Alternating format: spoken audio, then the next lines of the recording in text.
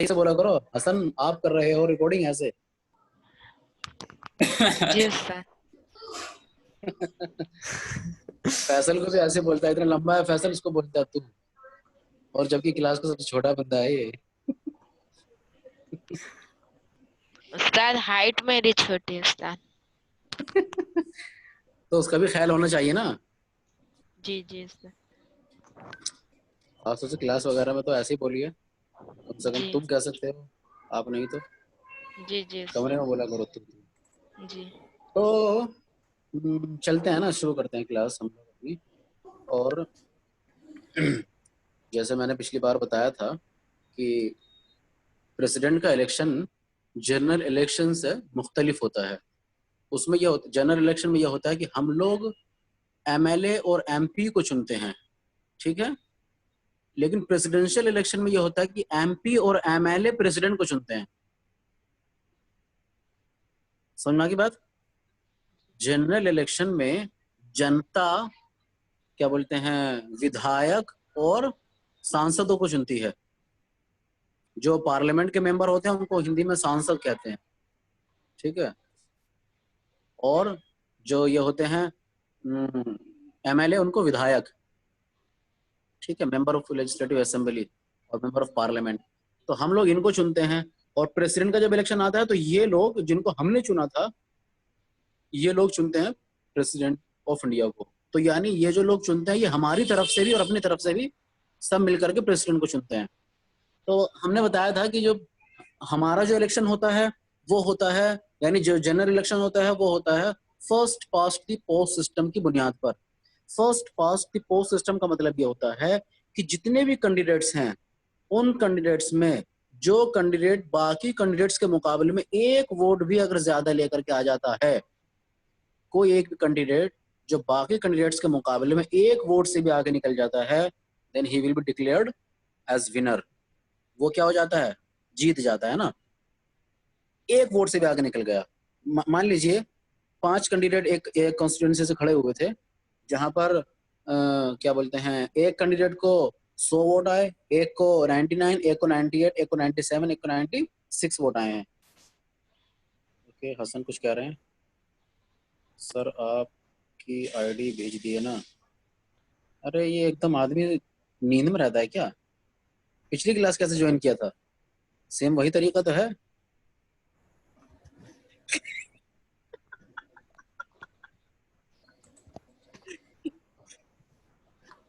Server देखो क्या बोल रहा है, ए मारो मुझे मारो। अरे क्या नाम तुम्हारा, आईडी की जरा, हमारी पर्सनल आईडी है ना, तो वो तुम्हारे उसमें सेव होगी ऑलरेडी। और जो पासवर्ड है वो शहबाज है, कोई दिक्कत है ही नहीं इसमें। अमीर हमजा उस्ताद, मैं नहीं। हाँ नहीं, अमीर हमजा की बात कर रहा हूँ ना मैं। जी जी, तुम तो क्लास ज्वाइन किए हुए, उसको बोल दो है ना, या लिख करके भेज दो, या मैं डिटेल दूं यहाँ से तुमको। मैं भेज दूंगा उस्ताद। ये तो यार अगर उसको चाह रही है। व्हाट्सएप में हालांकि सोचने वाली बात है ना, स्टार पिछली में क्लास कैसे ज्वाइन किया था वो? हाँ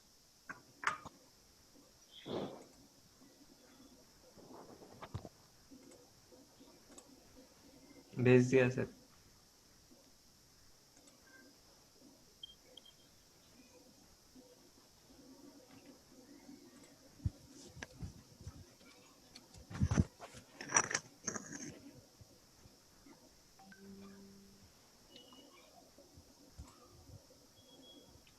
तो क्या बता रहा था, हाँ, कि एक को 100 वोट आए हैं, एक को 99, एक को 98, एक को 97, एक को 96। तो जिसको 100 वोट आए हैं ना वो जीत जाएगा, और जिसको 99 वोट आए हैं वो हार जाएगा। ओके, ये है। लेकिन अगर दोनों को सेम वोट आ गए हैं 100-100, तब तो जाहिर सी बात है ये क्या बोलते हैं, रिजल्ट कोई डिक्लेयर ही नहीं हो पाएगा। फिर या तो दोबारा इलेक्शन करना पड़ेगा, है ना, कुछ दूसरी वो होगा, इलेक्शन तो दूसरा होगा। तो लेकिन जो हम अभी बात कर रहे हैं प्रेसिडेंशियल इलेक्शन की, उसमें ये नहीं होता है कि एक वोट ज्यादा आ गया तो वो जीत जाएगा, ऐसा कुछ नहीं। उसमें हमको एब्सोल्यूट मेजोरिटी चाहिए होती है। क्या चाहिए होती है? Absolute majority. Absolute majority. Absolute majority का मतलब यह हो गया कि जो भी कैंडिडेट है जो जीतना चाहता है या जो जीतने वाला है, उसको कोटा फुल पूरा करना चाहिए। कोटा क्या होता है? अब ये मान लीजिए जितना भी टोटल वोट्स है, यानी सारे एमएलए की, सारे हिंदुस्तान के एमएलए और उसके बाद में इलेक्टेड एमपीज, ठीक है, इलेक्टेड एमपीज की जो वोट्स की वैल्यू है उसको टोटल को काउंट किया जाता है। काउंट करने के बाद में फिर ये देखा जाएगा कि ये जो वोट्स की टोटल वोट जितने भी आ रहे हैं इसका 50% प्लस 1, 50% प्लस 1 वोट उसको मिलना चाहिए। जैसे मिसाल के तौर पर जो वोट डालने वाले लोग हैं, ये वोट जो वोट है, टोटल वोट का जो नंबर है वो बैठ रहा है 10,000। समझ में आया? हिंदुस्तान के जितने भी एमपीज हैं और जितने भी इलेक्शन, ये क्या बोलते हैं, एमएलए हैं, इन लोगों की वोट्स की जो वैल्यू है, ये जो नंबर बैठ रहा है वो बैठ रहा है, मिसाल के तौर पर मान लीजिए 50,000 बैठ रहा है। ओके, तो अब कोटा यह हो गया कि जो कैंडिडेट भी जीतना चाहता है उसको 25,000 प्लस 1 वोट आना चाहिए, तभी वो जीतेगा। अगर किसी को भी 25,000 प्लस 1 वोट नहीं आया तो कोई नहीं जीतेगा। ओके, जी जी समझ में आ रहा है ना? हाँ फर्स्ट पास्ट पोस्ट सिस्टम में यह था कि एक वोट से भी आप आगे निकल गए, इससे फर्क नहीं पड़ता कि कितना वोट आया, सिर्फ एक वोट से आप आगे निकल के आप जीत जाएंगे, है ना? हम देखते हैं ना जब इलेक्शन का रिजल्ट आता है तो जो टीवी पे स्क्रीन पे दिखाते रहते हैं कि इससे आगे चल रहा है, इसको इतना वोट आ चुका, इतना हो गया, अब इतना रह गया, काउंटिंग होती रहती है ना, 1 2 3 करके ऐसे बढ़ता रहता है वो आगे। इसमें ऐसा नहीं होता, इसमें आपको मेजोरिटी पूरी लानी है। मिसाल के तौर पर 25,000 टोटल वोट है और 4 कैंडिडेट्स हैं, ठीक है? अब एक कैंडिडेट को 10,000 वोट आया है, एक कैंडिडेट को 10,000 आया है, एक कैंडिडेट को 10 आया है, एक को 15 आया है, एक को 5 आया है, इस तरीके से 50,000 वोट पूरा बढ़ गया। अब एक कैंडिडेट को कितना आना था? 25 आनी थी ना, जी जी है ना? 25 आनी थी। तो अब चूंकि 25 आनी थी इसलिए कोई भी नहीं जीता है। 25,000 वोट प्लस 1 आना चाहिए था लेकिन किसी को भी नहीं आया, सबको 10,000, किसी को 12, किसी को 15, किसी को 18 ऐसे आया है, तो इसका मतलब वो कोई भी नहीं जीता। लेकिन अब किसी को जीतना भी है, जाहिर सी बात है ना, तो उस पर हम कैसे पहुंचेंगे, यानी रिजल्ट पर हम कैसे पहुंचेंगे, इसके लिए जो हमारे पास सॉल्यूशन होता है, तरीका होता है, वो है सिंगल ट्रांसफरेबल वोट सिस्टम। अब वो काम कैसे करता है? वो काम ऐसे करता है, हम आपको बताते हैं। तो मेरे पास कुछ चीज थी,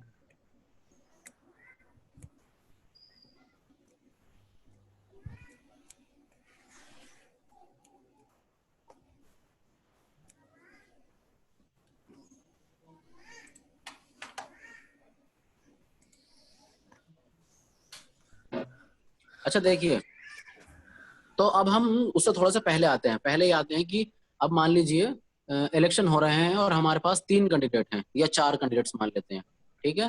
candidate A, candidate be, candidate C. Okay, तो इसमें कैंडिडेट ए में मान लीजिए एपीजे अब्दुल कलाम है, बी में प्रतिभा सिंह पाटिल हैं और सी में हामिद अंसारी हैं। ये 3 लोग खड़े हुए हैं प्रेसिडेंट इलेक्शन के लिए और बाकी लोग वोट करेंगे। तो जो लोग होते हैं वोट करने वाले, यानी एमएलएज और एमपीज, ये लोग, इन लोगों को एक पर्ची दी जाती है जिसको हम बैलेट पेपर कहते हैं, ठीक है ना? फिर एक बॉक्स होता है, ये अपनी पर्ची उसके अंदर डाल देते हैं। लेकिन जो पर्ची इनको मिलती है उस पर कैंडिडेट्स के नाम लिखे होते हैं, नाम और उनका कोड नंबर, ठीक है? जैसे मिसाल के तौर पर पहले नंबर पे एपीजे अब्दुल कलाम लिखा है, फिर प्रतिभा पाटिल लिखा हुआ और उसके बाद में फिर हामिद अंसारी, इस तरह से लिखा हुआ है। अब क्या करना है? अब ये करना है कि अगर आप वोट डाल रहे हैं तो आपकी नजरों में सबसे काबिल या सबसे अहम आदमी कौन है जिसको हिंदुस्तान का प्रेसिडेंट होना चाहिए, आप उस पर नंबर 1 लगाएंगे। उसके बाद में फिर आपको लगता है कि अगर ये आदमी हमारी तरफ से क्या बोलते हैं प्रेसिडेंट नहीं बन पाएगा, इसको कम वोट मिला, तो सेकंड पसंद हमारी ये है, यानी पहली पसंद ये है, दूसरी पसंद ये है, तीसरी पसंद ये है, चौथी पसंद ये है।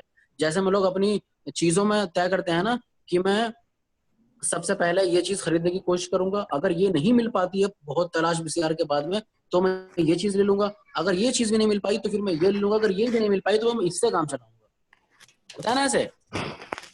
सेम ऐसे ही हमको बैलेट पेपर पे करना होता है।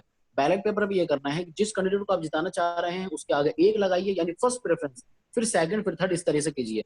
तो देखिए यहाँ पर हमको जो तस्वीर आपके सामने है इसमें देख रहे हैं आप कि कैंडिडेट ए को इन्होंने सेकंड पोजीशन पर रखा है, जबकि कैंडिडेट बी को पहली पोजीशन पर रखा है और कैंडिडेट सी को तीसरी पोजीशन पर रखा है। ओके, इसका मतलब ये हुआ कि आपका जो वोट है वो सबसे पहले कैंडिडेट बी को जाएगा। बात समझ में आ गई? आपका वोट सबसे पहले कैंडिडेट बी के खाते में जाएगा। अगर वो जीत रहा होगा तो अच्छी बात है, आपका क्या बोलते हैं वोट शुमार हो जाएगा। लेकिन अगर वो आदमी आपका जीत नहीं पाया तो आपने जिस आदमी को सेकंड प्रेफरेंस पे चुना है आपका वोट उसको ट्रांसफर हो जाएगा, यानी कैंडिडेट ए को चला जाएगा। कुछ पल्ले पड़ी बात? जी जी जी जी हाँ। अब मैं एक चीज तुमको दूसरी चीज दिखाता हूँ।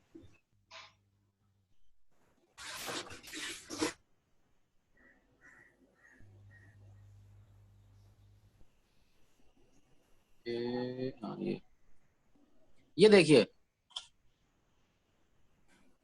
भाई, सब लोग है ना मौजूद? जी जी जी हाँ। हाँ, तो ये आप अपनी नजरों के सामने रखिए। हमारे पास देखिए 4 कैंडिडेट हैं और ये जो हमने शक्ल बनाई है ना, ये जो दिखाई दे रहा है आपको, ये बैलेट पेपर का जैसा एक मजमू दिखा रहे हैं आपको। बैलेट पेपर जो होता है पर्ची, वो है। तो देखिए 4 कैंडिडेट हैं, मीरा कुमार, रामनाथ कोविंद, वेंकैया नायडू और सुमित्रा महाजन। अब जिस आदमी ने इसको ये किया है, प्रेफरेंस पर रखा है, तो देखिए मीरा कुमारी को सेकंड पोजीशन दी है, सेकंड प्रेफरेंस दिया है, जबकि रामनाथ कोविंद को फर्स्ट दिया है, वेंकैया नायडू को तीसरा नंबर दिया है, सुमित्रा महाजन को चौथा नंबर दिया है। अब मान लीजिए सब लोगों ने वोट कर दिया है, सब लोगों ने अपनी अपनी पर्चियां इस तरीके से भर करके डाल दी हैं, सारे एमपीज और सारे एमएलएज की। अब उनको काउंट किया जाएगा। अब क्या होता है? अब ये होता है कि जो जितने भी टोटल वोट्स हैं, मान लीजिए टोटल वोट्स जो हैं वो 10,000 हैं, तो 10,000 में 30% वोट जो है वो मीरा कुमारी को मिला है। यानी 30% क्या हुआ? 30% लोग ऐसे हैं जिन्होंने मीरा कुमारी को फर्स्ट प्रेफरेंस पे रखा है। 30% लोग ऐसे हैं जिन्होंने मीरा कुमारी को फर्स्ट प्रेफरेंस पे रखा है। 40% लोग ऐसे हैं जिन्होंने रामनाथ कोविंद को फर्स्ट प्रेफरेंस पे रखा है। सॉरी, जिन्होंने रामनाथ कोविंद को 40% वोट किया है। 40% लोग ऐसे हैं जिन्होंने रामनाथ कोविंद को फर्स्ट प्रेफरेंस पे रखा है। ठीक है। 18% लोग ऐसे हैं जिन्होंने वेंकैया नायडू को फर्स्ट प्रेफरेंस पे रखा है। और 12% लोग ऐसे हैं जिन्होंने सुमित्रा महाजन को फर्स्ट प्रेफरेंस पे रखा है। यानी कहने का मतलब यह हुआ कि मीरा कुमार को 30% वोट मिला है, रामनाथ कोविंद को 40% मिला है, वेंकैया नायडू को 18% मिला है, सुमित्रा महाजन को 12% मिला है। ओके जी। तो क्या बोलते हैं फैसल शेख, तुम ये बताओ कि कौन जीता इनमें? इनमें वो रामनाथ कोविंद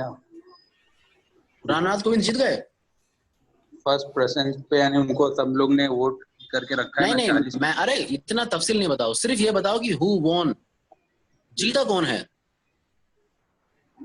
रामनाथ कोविंद। ओके, अब्दुल मतीन कौन जीता है? रामनाथ कोविंद। अब्दुल मतीन, मजीद, कोई बोलो। रामनाथ कोविंद। रामनाथ कोविंद जीते ना, ठीक है। और मुख्तार कौन जीता है? रामनाथ कोविंद। रामनाथ कोविंद जीते हैं। जिमाम कौन जीता है? जिमाम नहीं है। अच्छा, अमीर हमजा कौन जीता? बोलो कौन जीता है?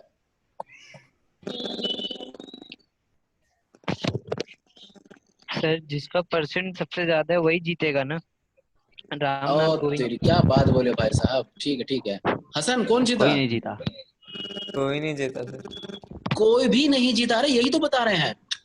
अस्तगफुरुल्लाह। अभी तो हमने इतना बताया कि first past the post system में ये होता है कि कोई आदमी एक वोट भी, 1% नहीं, एक वोट भी ज्यादा ले आए वो जीत जाता है। लेकिन हम लोग पढ़ रहे हैं इस वक्त सिंगल ट्रांसफरेबल वोट सिस्टम। इसमें ऐसा नहीं होता कि कोई आदमी एक वोट ज्यादा ले आया तो वो जीत जाएगा। यहाँ तो कोटा पूरा करना होता है, और वो कोटा हमने बताया आपको 50% + 1। 50% + 1। तो रामनाथ कोविंद को तो सिर्फ 40% वोट आया ना, तो वो कैसे जीत जाएंगे? कोई भी नहीं जीत रहा है, कोई भी नहीं जीता है। अगरचे सबसे ज्यादा वोट रामनाथ कोविंद को आया है, लेकिन वो जीते नहीं है।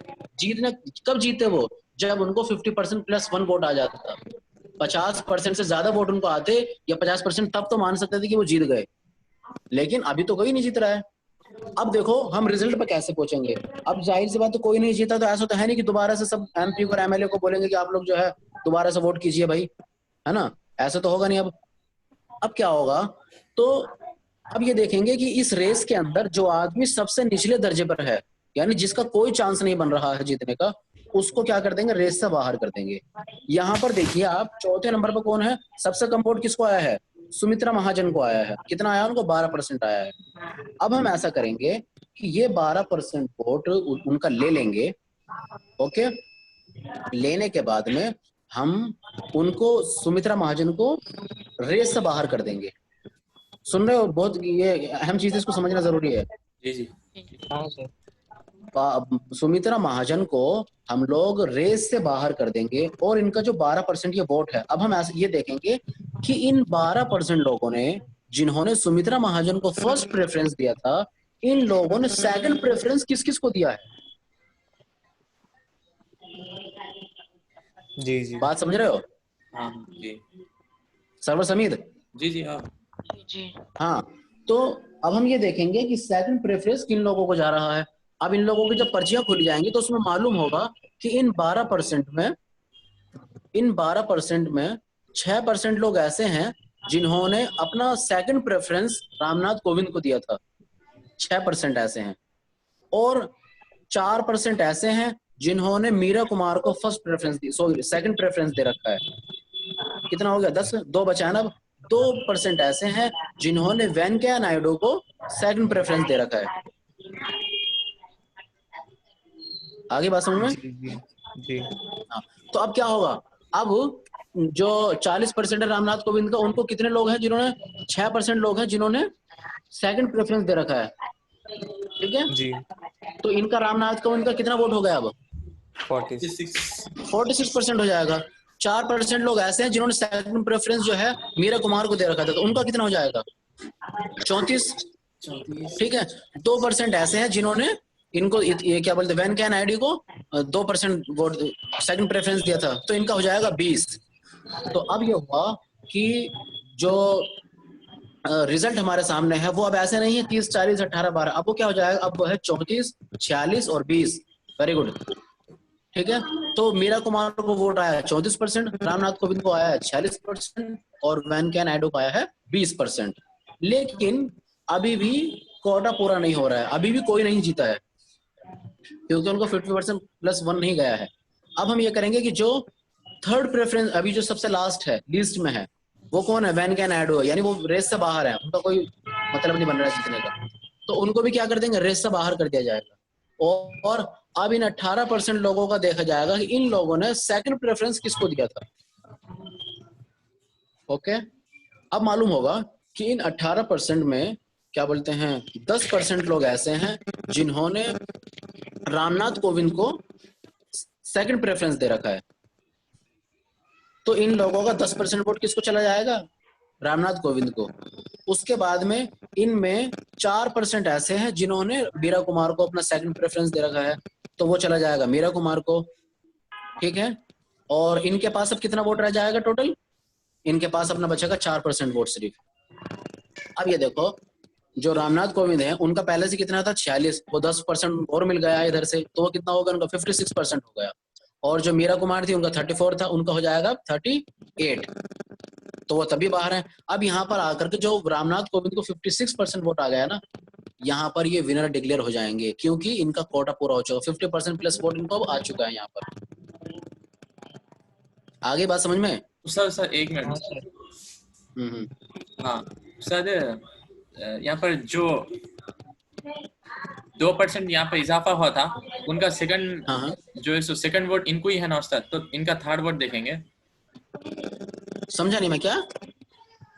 वेंकैया नायडू के पास अब 20% वोट आ गए ना, सेकंड प्रेफरेंस और हाँ फर्स्ट हाँ प्रेफरेंस मिला के। हाँ, लेकिन तो वो अब उनका, लेकिन वो रेस से बाहर है ना। हाँ सर, तो रेस के बाहर होने के बाद उनके थर्ड प्रेफरेंस देखेंगे कि सेकंड प्रेफरेंस देखेंगे? हैं? उन 20% वोट्स का थर्ड प्रेफरेंस देखेंगे कि सेकंड प्रेफरेंस देखेंगे? सेकंड प्रेफरेंस देखेंगे ना, सेकंड। हाँ अभी तो उनमें पहले से सेकंड चल रहा है, जब सेकंड से पूरा नहीं होगा थर्ड में तो तब आएंगे ना। नहीं नहीं, उनमें से 2% का सेकंड देख चुके हैं ना उस्ताद। हाँ? सेकंड देखने के बाद ही वेंकैया नायडू के पास और 2 का इजाफा हुआ, तो हाँ। वो हाँ 2 वही तो बता रहे हैं, 2% लोग ऐसे हैं जिन्होंने वेंकैया नायडू को ही, सॉरी क्या बोलते हैं, अच्छा हाँ इसमें वेंकैया नायडू को तो आएगा ही नहीं ना, ये तो उधर ही जाएगा सेकंड प्रेफरेंस में। हाँ तो ये मान लीजिए उसको क्या कहते थे, इनको 11% मान लेते हैं जो आया है बढ़ के, जाहिर सी बात है उन्हीं को जाएगा ऊपर, तो इनको 11% आया, उनको 5% आया, इस तरीके से उनको मतलब ये कर देंगे हम, क्योंकि वेंकैया नायडू को तो 2% आएगा नहीं, इसलिए कि उन्हीं का वोट है ना वो, तो 18% उनको फर्स्ट आया था, अब सेकंड आया होगा तो किसी और को गया होगा, जाहिर सी बात है। या तो ये ऐसा मान सकते हैं कि वो 2% जो है वो सुमित्रा महाजन को था। जी जी सर्वर समझे ना, ऐसा तस्वुर कर सकते हैं हम लोग कि वो जो 2% बच रहा था वो सुमित्रा महाजन को था, जो ऑलरेडी रेस से बाहर है। ओह हाँ।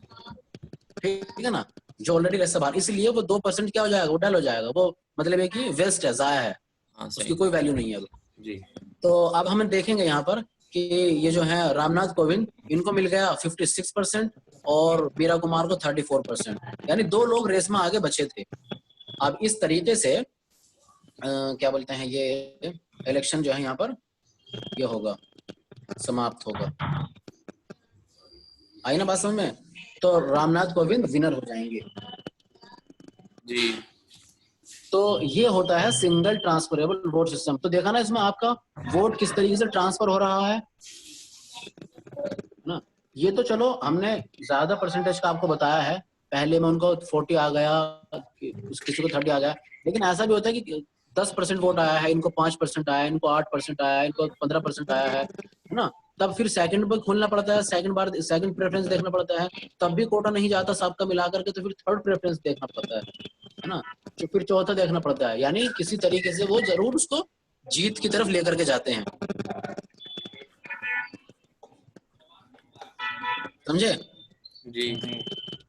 हाँ तो ये होता है सिंगल ट्रांसफरेबल वोट सिस्टम। तो मुझे शायद लगता है कि अब आप लोग समझ गए होंगे,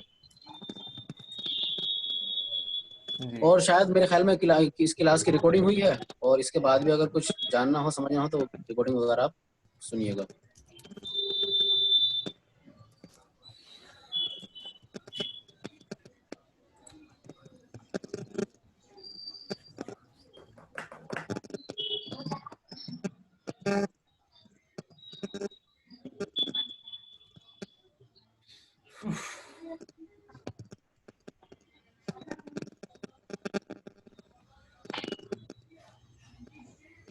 क्या है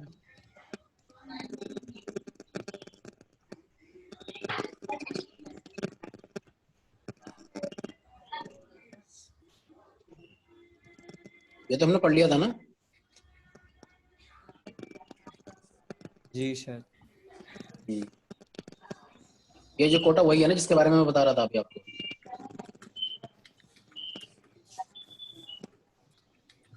ये जो डिटेल यहाँ पर दिखाई जा रही है, ये इसको पढ़ने से कोई फायदा नहीं, हम लोग वहां पर उसको समझ करके आ गए हैं ना। अभी जो अपने पीछे एग्जांपल दिए हैं बोर्ड पे था, ये सब वही चीजें हैं ना। Since a reaches quota, he is declared elected as the president. वही जो बात हमने आपको बताई है। अब ये देखते हैं आगे क्या।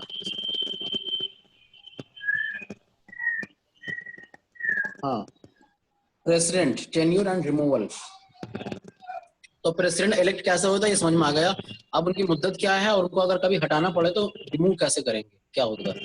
The president is elected for a term of 5 years and is eligible for re-election.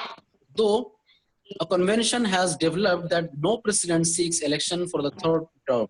ठीक है ना, बता रहे हैं कि 5 साल उसकी मुद्दत होती है और दोबारा फिर वो इलेक्शन लड़ सकते हैं। जैसे मिसाल के तौर पर एपीजे अब्दुल कलाम 2 बार राष्ट्रपति बने ना। जी। तो दूसरी बार हो सकता है, लेकिन तीसरी बार भी बन सकता है, ऐसा कोई कानून नहीं। लेकिन हिंदुस्तान के अंदर ऐसी रिवायत हो गई है कि कोई तीसरी बार इलेक्शन नहीं लड़ता है। Though a convention has developed that no president seeks election for the third time, however, the first president, Dr. Rajendra Prasad, was elected for 2 full terms. ठीक है, राजेंद्र प्रसाद जो है पूरी 2 टर्म्स के लिए वो चूज हुए थे, यानी पहले भी हुए फिर उसके बाद हुए। He or she may resign before the expiry of his term. 5 साल होने से पहले ही वो अगर चाहे तो ये रिजाइन दे सकते हैं। और the office of president may fall vacant due to his or her death, है ना, उनकी मौत। ये आवाज का रहा है यार, या तो म्यूट कर ले अपना, टोटल म्यूट कर लीजिए, बहुत डिस्टर्ब हो रहा है। ऑल पार्टिसिपेंट्स म्यूट कर दो, म्यूट कर।